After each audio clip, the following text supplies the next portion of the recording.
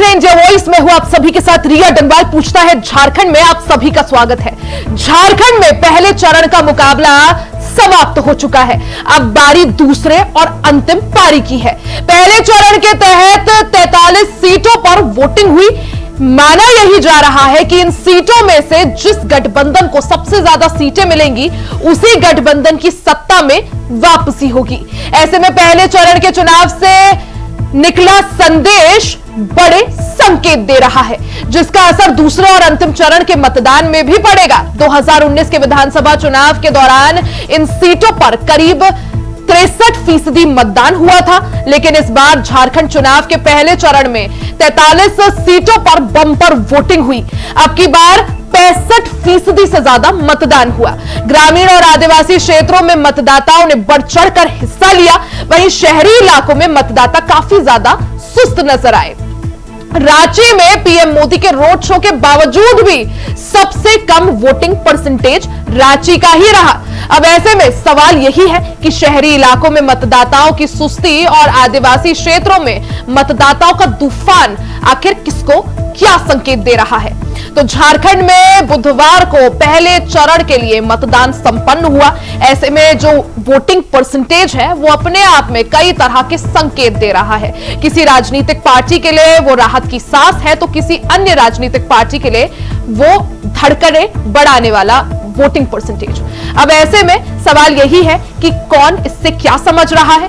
वहीं दूसरी तरफ झारखंड में पहले चरण का जो मुकाबला है वो समाप्त हो गया है। अब सबकी नजरें दूसरे और अंतिम चरण पर है। दूसरे चरण के लिए वोटिंग 20 नवंबर को होगी और 23 नवंबर को नतीजे आएंगे। झारखंड में पहले चरण का मुकाबला समाप्त हो चुका है, अब बारी दूसरे और अंतिम पारी की है। पहले चरण के तहत 43 सीटों पर वोटिंग हुई।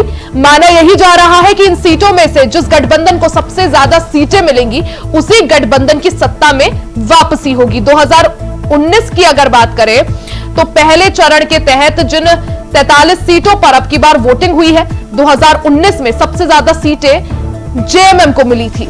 यही वजह थी कि जेएमएम को सरकार बनाने में काफी ज्यादा आसानी हुई।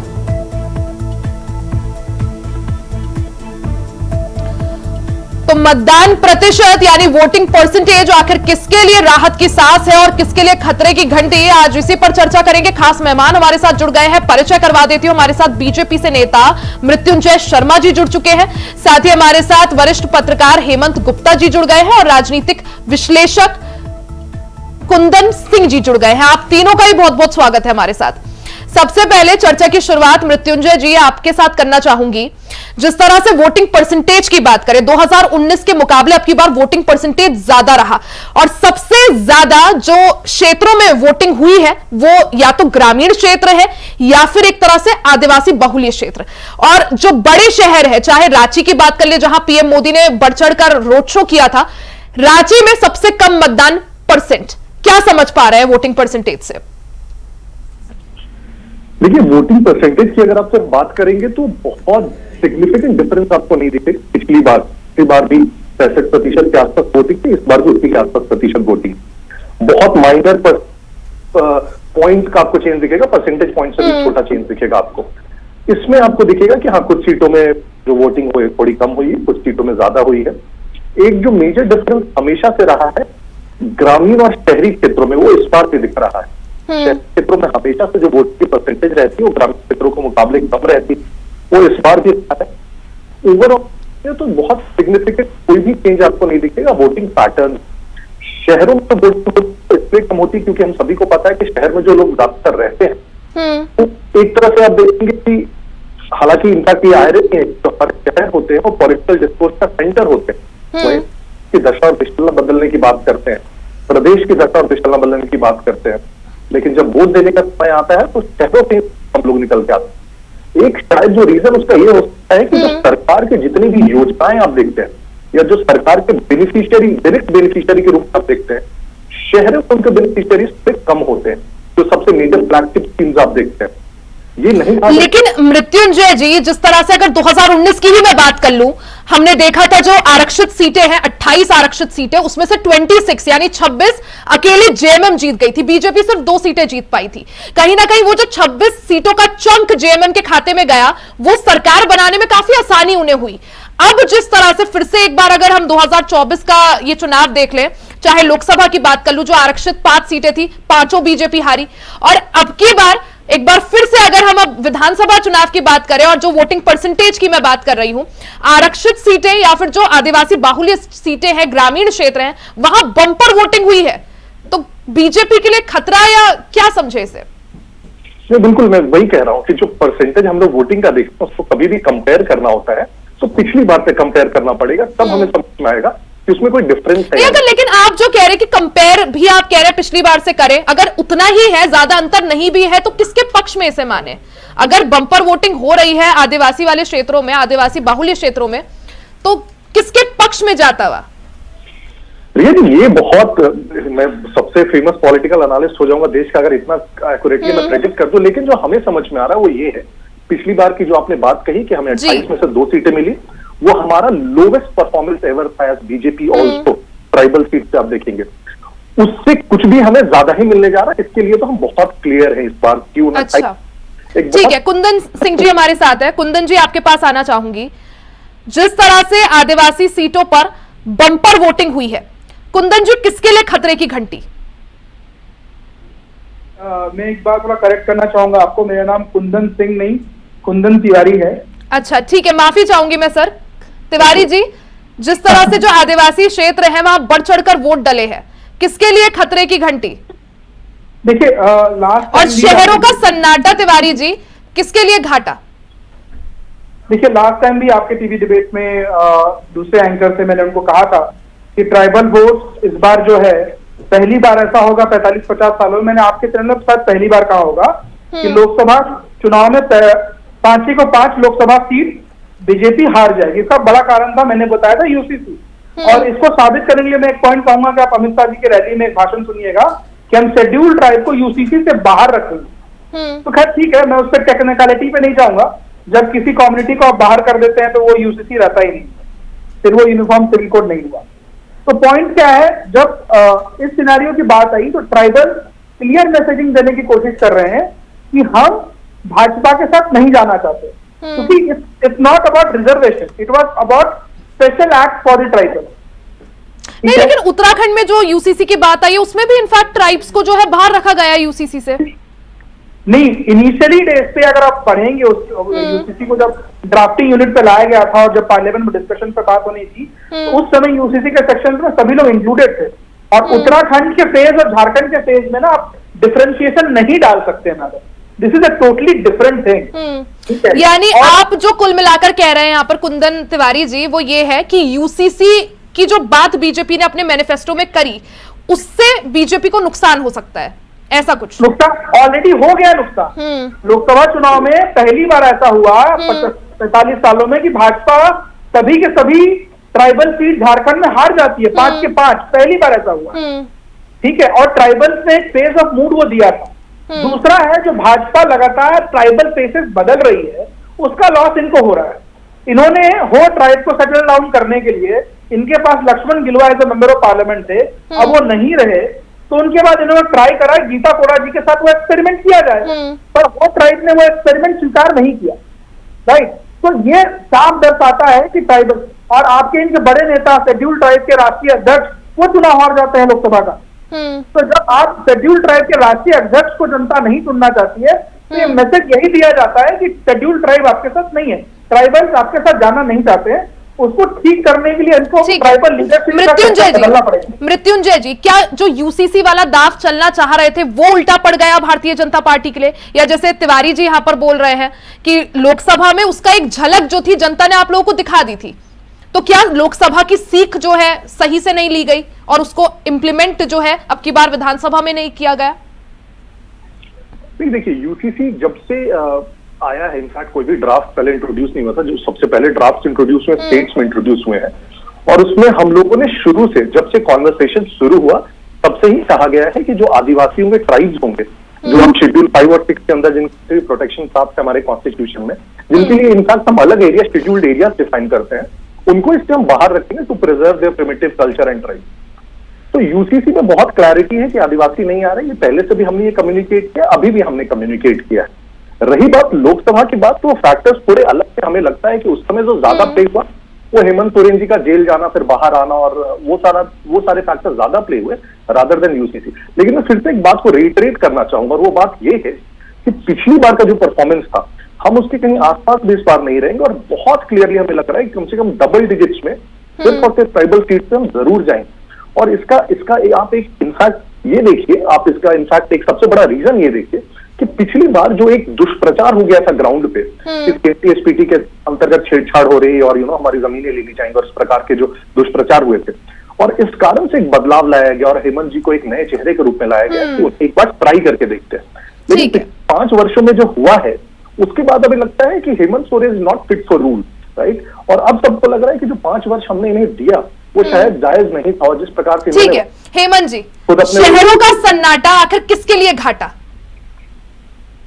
रिया, अगर सच पूछा जाए तो कोई घाटा नहीं है। मुझे ये आकलन करते हुए और शहरों के बीच घूमते हुए और गांवों कस्बों का जो मैंने दौरा करके रिजल्ट पाया है, इससे मैं ये कह सकता हूँ कि रुझान जो है वो भाजपा की तरफ जारी है। इसका कारण, मुख्य कारण क्या है कि झारखंड अभी भी उतने डेवलप्ड सिटी के रूप में नहीं जाना जाता जैसे मेट्रोपॉलिटन जानी जाती है। और यहाँ के आदिवासी बड़े इनोसेंट होते हैं, वो चाहते हैं instant result, they are not able to understand this technical matter, is it? And already technical matter has been decided in the और described in this constitution of India. इसलिए यूसीसी से हमारी जो होम मिनिस्टर है वो इसी के relevant में क्या है कि आदिवासियों को दूर रखा जा रहा है, क्योंकि ऑलरेडी कॉन्स्टिट्यूशन में वो डिस्क्राइब है। अब रही बात कि लोगों का रुझान की बात, तो आपको मैं बता दूं कि जो बात आपने अभी क्वेश्चन किया कि रांची में या शहरों में मतदान कम पड़े हैं, तो ये हम लोग थोड़ा सा सुधार लें, क्योंकि शहरों में मतदान 2% 3% बढ़ गई है 2019, यानी 2019 के कंपैरिजन में ज्यादा वोटिंग हुई है, लेकिन ग्रामीण क्षेत्रों के कंपैरिजन में कम है, ये है। हाँ, कुल मिलाकर जैसे खरसमा को आप ले लीजिए, हाईएस्ट वोटिंग पड़ा, वहां 10% इंक्रीज कर दे, 10%। और किसी भी आप टाउन में आप देख लीजिए डिस्ट्रिक्ट सिटी में या किसी भी जगह पे, तो वहां पर 2 से 3%, 5% तक इनाम हुआ। यानी कुल मिलाकर हेमंत जी ये है कि शहरों में मतदाता वैसे भी कम ही बाहर निकलते हैं, चाहे वो कहीं का भी शहर हो। लेकिन जो यहाँ पर जो कुंदन जी ने या तिवारी जी ने जो एक फैक्टर बोला यूसीसी वाला, हेमंत जी इसका क्या प्रभाव? वो कह रहे हैं, तिवारी जी का यहाँ पर कहना है कि यूसीसी ने पहले ही नुकसान कर दिया है और अब की बार और नुकसान विधानसभा चुनाव में। देखिए, जेएमएम इसका बेनिफिट उठाने की कोशिश जरूर करेगी, लेकिन मैं आपको बता दूं रूरल एरिया में लोग नहीं समझ पाते हैं टेक्निकल बातों को। उन लोगों को इंस्टेंट रिजल्ट चाहिए। मैया योजना ये जो लाए थे ना, उसको वो एकदम बहुत इजी वे पे ले रहे थे और इंस्टेंट रिजल्ट से लोग मोटिवेट भी हुए थे। उसी समय भारत सरकार ने या जो केंद्र सरकार है, जो आज के दिन में बीजेपी की सरकार कह लीजिए, उन्होंने जो बहुत सारे पंच योजनाएं जो लाए उसका इम्पैक्ट पड़ना शुरू हो गया। इनके जो बड़े नेता आए और उन्होंने जो बहुत सारा नारा दिया, कटोगे तो बटोगे, बटोगे तो कटोगे वाली हिसाब, उसका भी इम्पैक्ट रूरल एरिया से छोड़ अर्बन एरिया में भी पड़ा है। तो उसको भी देखेंगे तो वो बहुत मोटिवेशनल फैक्टर बन गया आज के दिन। तो गाँव में जो रूरल इलाके में जो आदिवासी रहते हैं, आज भी ये आदिवासी बहुत इनोसेंट है, और इनोसेंट आदिवासी को क्या चाहिए? इंस्टेंट रिजल्ट चाहिए। लोग बड़ी बड़ी बातें करते, कॉन्स्टिट्यूशन के विषय में बात करते हैं कि भाई हमको ये मिल जाएगा, शेड्यूल इलाका ये मिल जाएगा, अभी तक कुछ नहीं मिला। अभी तीसरा फैक्टर और आपको बता दूं कि जो वोटिंग फैक्टर जो बढ़ा, मैं 2 या 3% बोल रहा हूं, उसका मुख्य कारण क्या है जानते हैं? जेएमएम ने एक गलती और कर दी, फिर 1932 वाला खतियान का मैटर उठा दिया। तो जितने भी सदान और मूलवासी थे ना, वो इनके खिलाफ चले गए, और ये 2% वही लोग हैं जो बढ़ गए। तो आप समझिए कि इंक्रीज कर गई है भाजपा की तरफ में। ये कहना कि जेएमएम फैक्टर चल गया, ठीक है, लोकसभा में ये जो लोगों ने रिजल्ट किया वो अब एक अलग इम्पैक्ट डालने जा रही है। तो मुझे तो भाजपा की तरफ रुझान दिख रही है। ठीक है, कुंदन जी आपका एक रिएक्शन सर। पहली बात तो ये है कि सीनियर जर्नलिस्ट हैं हेमंत गुप्ता जी, और ट्राइबल से मेरा बहुत खास कनेक्शन। मैं सवाल नहीं पूछना चाहूंगा कितने टाइप के ट्राइब्स हैं और ट्राइबल्स के इंस्टीट्यूट क्या कहते हैं, डेवलपमेंट यूनिट क्या कहते हैं, मैं नहीं पूछना चाहूंगा। But I am telling you frequently ये जो बात कह रहे हैं कि ट्राइबल्स को फर्क नहीं पड़ता इन टेक्निकलिटीज से, तो मृत्युंजय जी यहाँ पे हैं। सोशल मीडिया के साथ साथ मृत्युंजय जी जानते हैं कि झारखंड का ट्राइबल यूनिट है संथाल। चलिए यूसीसी, जैसा आपने कहा कि झारखंड का ट्राइबल जो एरिया है संथाल, मैं उसी पॉइंट पे आ रहा हूं। मेरा सवाल सुन लीजिए कुंदन जी, तिवारी जी, एक सेकंड। चलिए यूसीसी को एक पल के लिए अगर हम डिस्कस ना करें, बांग्लादेशी घुसपैठियों का मुद्दा भारतीय जनता पार्टी या एनडीए ने अब की बार काफी ज्यादा उठाया, वो तो एक पॉइंट है ना, आप मानते होंगे कि ट्राइबल्स को अफेक्ट करता है, इंपैक्ट डालता है। यस, ऑफ कोर्स वो इम्पैक्ट तो आपको नहीं लगता कुंदन जी कि वो बांग्लादेशी घुसपैठियों वाला दाव चला होगा बीजेपी का अब की बार? देखिए मैं आपको दो चीजें बताता हूँ, आप इन चीजों को आप क्या है, टेक्नोलॉजी और आज के डेट में जो कम्युनिकेशन स्टैंडर्ड हो गया है ना, उनसे आदिवासियों को कम आंकना। पहली बात मैं एक बार ये लाइन कहना चाहता हूँ कि उनको नहीं पता है, बहुत अवेयर है। दूसरी बात, ये बांग्लादेशी घुसपैठी वाला प्रॉब्लम आदिवासियों का भी खुद भी है। उन्होंने इसको लेकर आप देखेंगे 4 आदिवासी ट्राइब्स ने एक एप्लीकेशन हेमंत जी को 3.5 महीने पहले दिया था कि ये बांग्लादेशी ट्राइब्स आ रहे हैं, this is disturbing our arena of practice, cultural practice को डिस्टर्ब कर रहे हैं, ये साफ उन्होंने कहा था, लिखा था। एंड ये कहीं ना कहीं बेनिफिट दे रहा है, पर जो अट्रैक्शन कम्युनिटी है, क्योंकि देखिए बाबूलाल जो इनके सबसे बड़े ट्राइबल नेता हैं, वो खुद संथाल से नहीं लड़ रहे हैं, संथाली है, और उनको tribal as a leader accept नहीं करती है। अगर एज अ लीडर उनको ट्राइबल एक्सेप्ट करते तो खुद उनके एज मुझे लगता है कि सबसे पहले नंबर पे सीएम फेस पे होंगे।